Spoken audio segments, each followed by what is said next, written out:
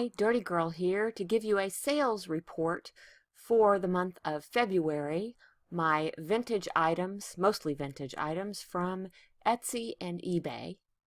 And I'm not going to show you everything, I'm just going to show you, well, most of the things, but the ones that are a little more interesting, I guess. And the first thing I have to show you, I'm going to do Etsy first and then eBay. And this is a leather projector case.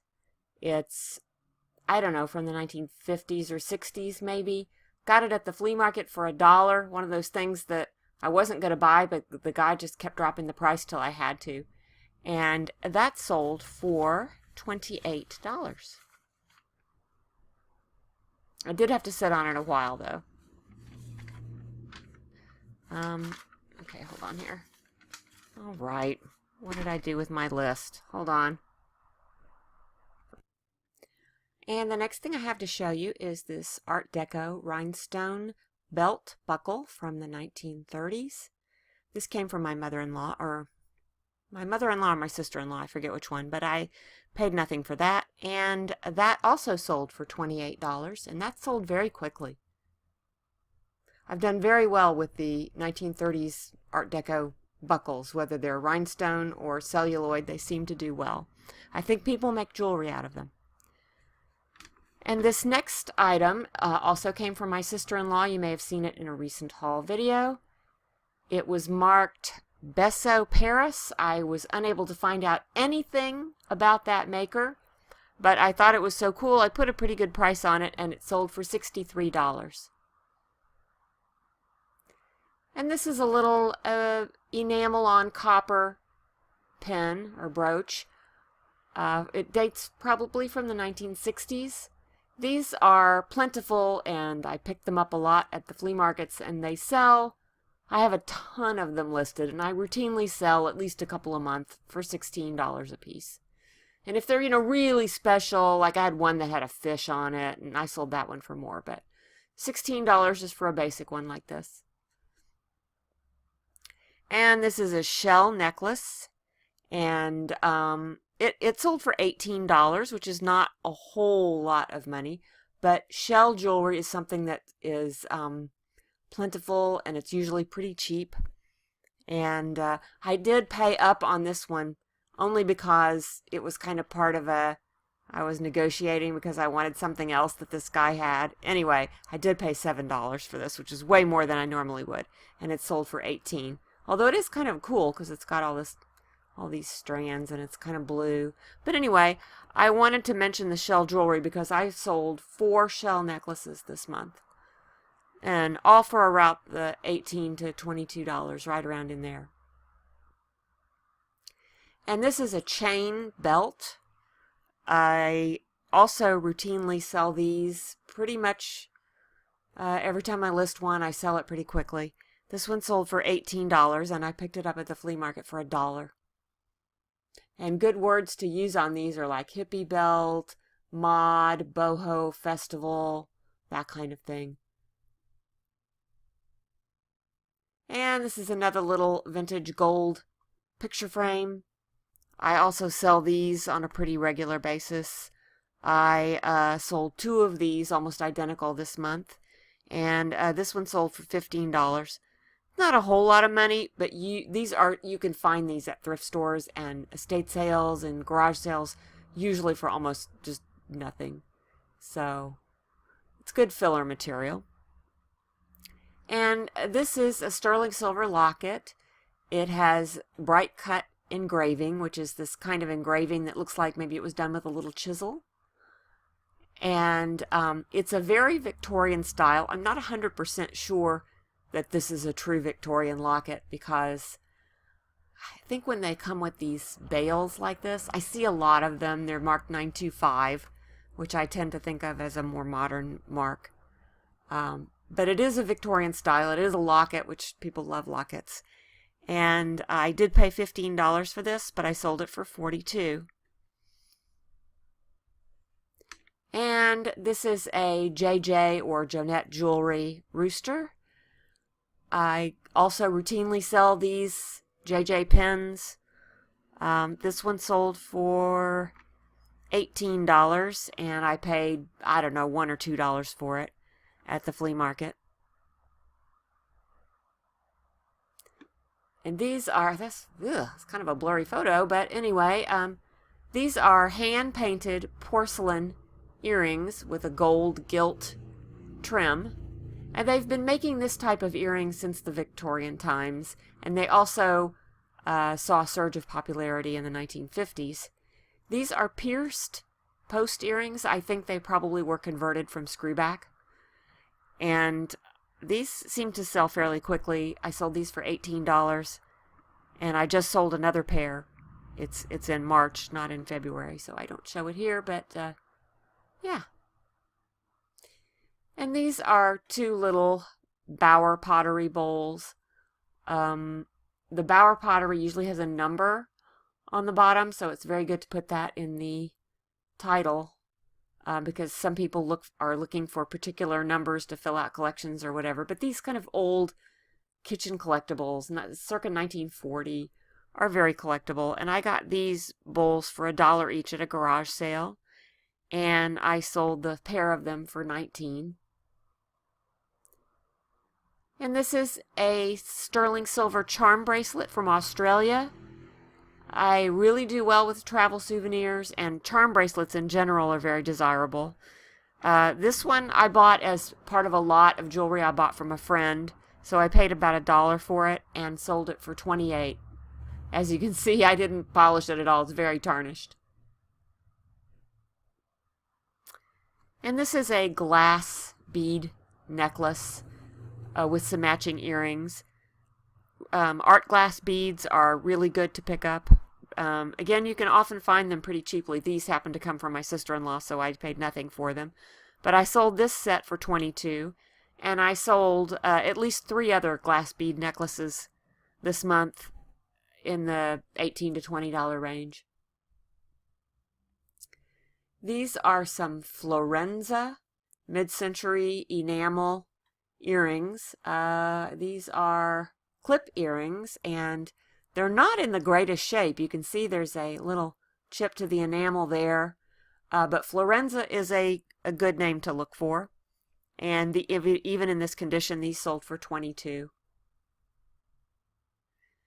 And this is a rock collection, which I bring up because it happened to have been my rock collection from when I was a child. My father brought it home from a business trip and gave it to me when I was about 6. And I've been selling off some of my old toys just because, I mean, they're in a box in the attic, and I don't have kids to give them to, and so I might as well sell them to somebody who can appreciate them. And these little rock collections can sell very well. This one sold for $18, which is not a fortune, but the box was in pretty shabby condition. But if you happen to find one that has a uranium sample, those can sell for a lot more, so keep your eyes open for those. And this is a piece of a crazy quilt, just a small pillow-sized block. I've been sitting on it a while, but I bought it at the flea market for $4, and I sold it for $45. It is a Victorian era. You can just tell by the types of fabrics. It's velvets and satins and these really old-timey prints and the decorative stitching that's in between all the pieces. So I thought it was a really pretty piece, and I'm glad somebody finally bought it. And this is a face brooch with rhinestones on it that I think is an unsigned Mazer piece, M-A-Z-E-R. It's a very good maker to look for, especially the Mazer face brooches. This one is not in good condition. It was a bit battered, and you can see many of the rhinestones, although there's none missing, they're dark. But even in this condition, and even unsigned, and even with me saying I really don't know whether it's Mazer or not, somebody probably knew, it did sell for $55.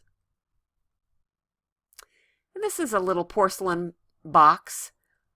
I do very well with porcelain boxes. This one happens to be a Takahashi from Japan. It's not super old. I'm not sure exactly how old it is. Probably from the 1980s. It's got kind of a faux crackle finish on it, but I thought it was cute with the bear on it. And that sold for $24.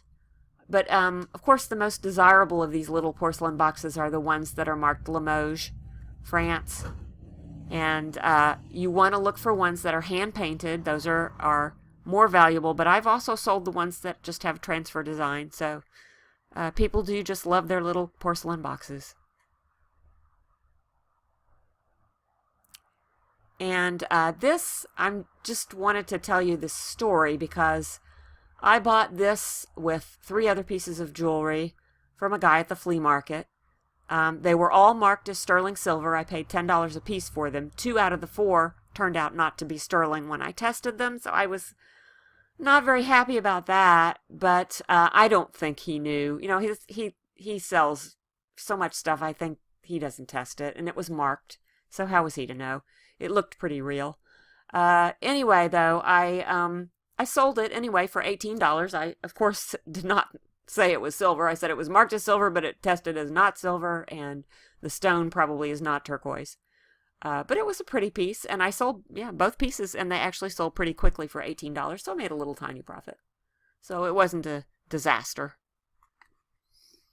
And this is definitely real silver. It's a Native American piece that's coral and turquoise with the feather motif. And that sold for $42. I paid $14 for it, and I sold 2 rings of this type this month in that same general price range. And this is a Victorian gold tone pin. It's just costume, but even though Victorian jewelry is not considered super fashionable these days, it does still sell because there are still devoted collectors. I got this off a $2 table at the flea market, and it sold for $28, even though it was not in great condition. It had a lot of oxidation on it. I just thought it was kind of a cute, very intricate form with the granulated surface and the Greek key and all that. And this is something to look for. The maker is Art, A-R-T, and it stands for Mode Art. But all of it is fairly collectible, but these Maltese crosses are in particular desirable. There's the mark to look for. And this one, I believe I got this from my sister-in-law, and I had to do some repair work. I had to order rhinestones for it. So I did not pay anything for this other than for the replacement stones, but I sold this for $55, and it sold within an hour of when I posted it, so I probably sold it for too cheap. And this is a embroidered Mexican dress. It's a long dress, and it's made from a heavy-duty cotton, real nice quality, real nice embroidery.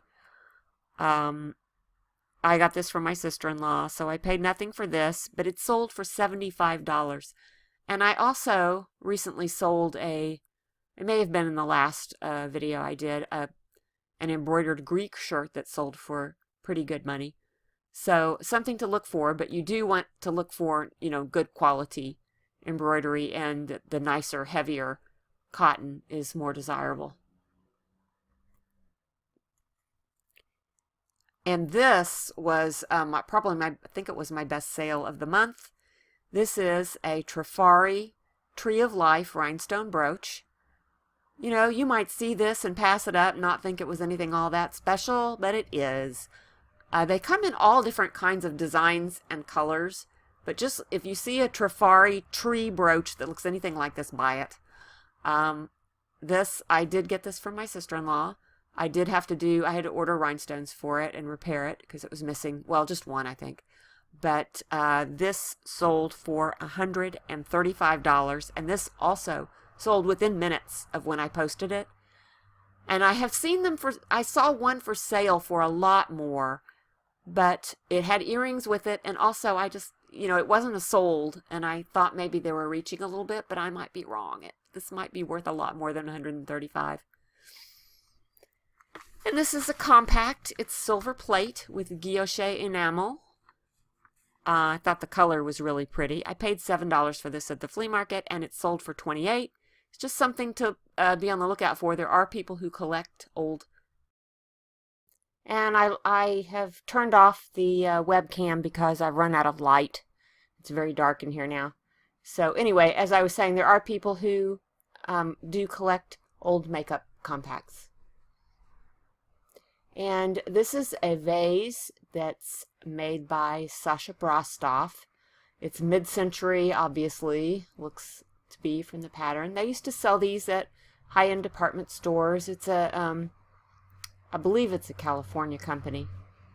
But anyway, this is one of the marks, Sasha B, hand-signed, and then that's the back stamp of it. And this came from my mother-in-law, and I sold it for $41. Once you start to look at the Sasha Brostoff, you'll get a feel for it, and you'll be able to spot it real fast. It has a very distinctive look. And my last Etsy sale is this tiny little primitive school slate, which I got at the flea market for $5, and I'll show you the selling point is that it has written on it, made by my father in 1864. Isn't that the cutest thing? So I sold that slate for $55. So moving on to eBay. This is not vintage, or I don't think it might be a little bit vintage. Not sure. But anyway, it's a The Sack purse. Olita is the style. These ones with the embroidery on them seem to be desirable, and it's a leather purse, and it's new with tags. And my sister-in-law sent that to me, and I sold it for $38 at auction. I almost always do auctions on eBay. I think auctions are kind of fun. And this is a Jim Thompson silk scarf. This is a maker I was not familiar with. I got this at the thrift store for, I think, $2 or $3. Right around in there. And it sold for $28. They usually, or many of them, have these elephants on them. But they're not super old. Maybe they're 80s or 90s. I'm not sure. But anyway, they are very desirable. This one was new with tags. And then this watch, I included this because it is a little bit of a funny story to tell. This watch is, it's a fossil ceramic watch, but it does have a crack. You can see it. Where'd it go? Okay, there's the crack right there.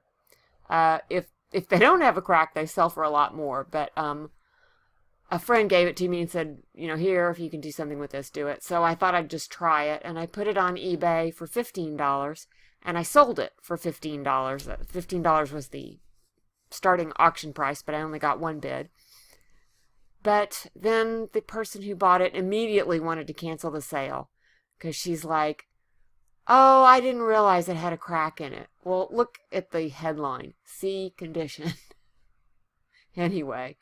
So of course I said, okay, whatever. So I refunded all her money, canceled the sale, and put it up again at auction. And the second time, there were a couple of bidders, so it bid it up a little bit higher. So it ended up being a good thing. And the last thing I sold was a set of highball tumblers, nice thick bottomed, kind of square glasses, really nice. I did sell these for a best offer for $12 plus shipping. But the reason I'm showing you these is because I found them in someone's garbage. So I always get a kick out of finding stuff that people are just going to throw away and selling it. So anyway, that is it. That's everything I have to show you. I did want to mention my Etsy store is vintagedazzle.etsy.com. And on eBay, my seller name is Karalenox, Karalenox. I will put links to both in the description below. And thanks for joining me, and you'll see me next, I hope, soon, in a haul video. Have a great day. See ya. Bye.